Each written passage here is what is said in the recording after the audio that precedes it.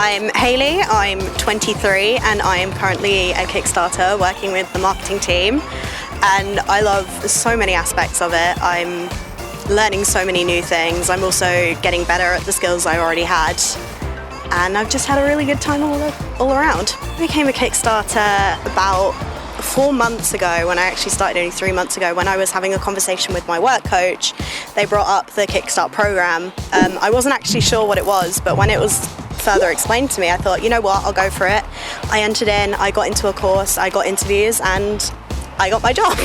So when I've been working on the courses as well as my job, I've been doing like a digital accelerator course, which helped me develop my skills in Photoshop and all the other Adobe programs, which I already knew a little bit about, but I've now developed those skills further. But I've also learned web coding, and I've improved my skills presenting and working with an audience, as well as lots of other things to do with communications and sort of general work attitudes. There's so many reasons why someone should do a Kickstart program. I mean, it's helped me so much with my confidence, my mental health, my experience in working in specific fields as well as working in general.